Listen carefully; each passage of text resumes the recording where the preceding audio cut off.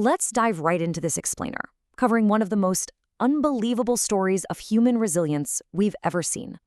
We're going to walk through a chronological summary of an event that literally challenges our entire understanding of survival. It takes us from the routine comfort of just hopping on a plane right to the absolute extremes of the natural world, tracking this harrowing shift from initial hope to an unimaginably desperate struggle. The whole scale of this thing really comes down to just one number: 45. 45 people boarded this flight, but only 16 actually made it out alive, surviving a brutal, mind-bending 70 days trapped up in the frozen Andes Mountains.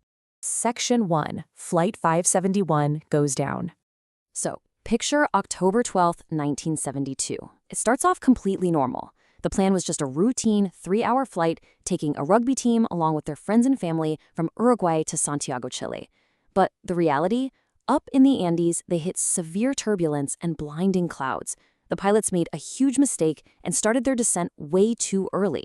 The plane violently crashed into a massive mountain peak at an altitude of 3,570 meters, completely off their planned route. And the violence of this crash is it's hard to even wrap your head around.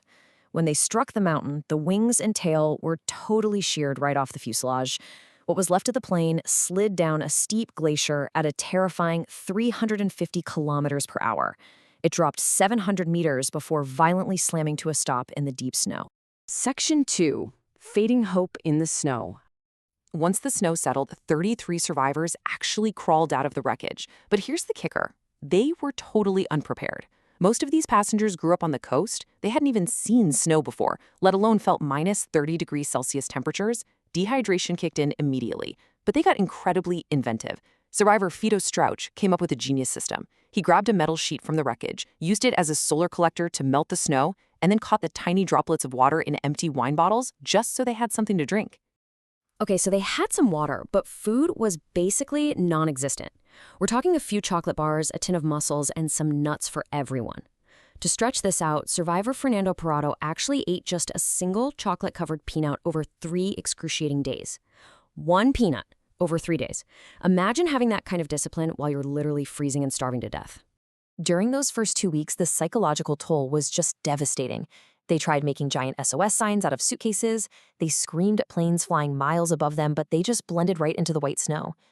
Then, on day 11, survivor Roy Harley managed to fix up a broken transistor radio. But instead of good news, they heard the absolute worst thing imaginable.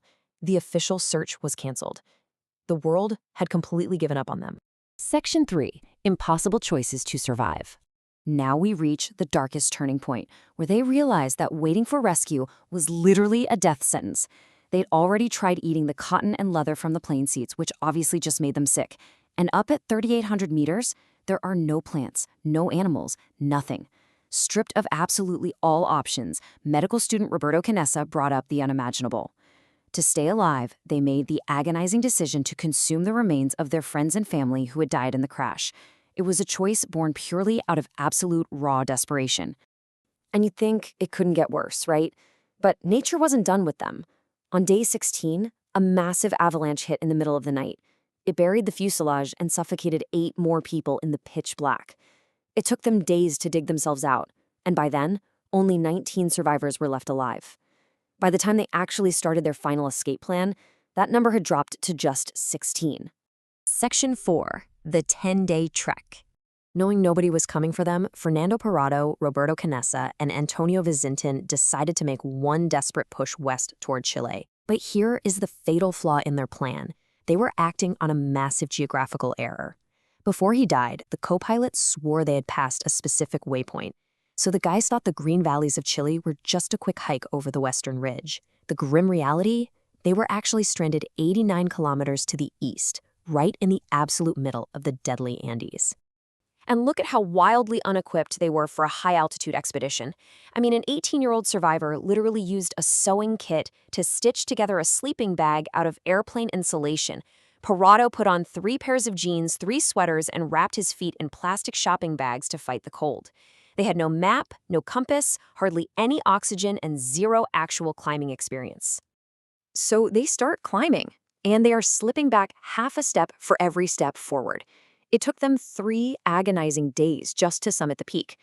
Because it took so much longer than they thought, they had to send Visintin back to the crash site just to save their extremely limited rations. Finally, Parado and Canessa crest the peak, looking for the green valleys of Chile, but this is what they saw. Endless, frozen mountains for 360 degrees, as far as the eye could see. Totally soul-crushing. Section 5. The Miracle Rescue. But they refused to give up.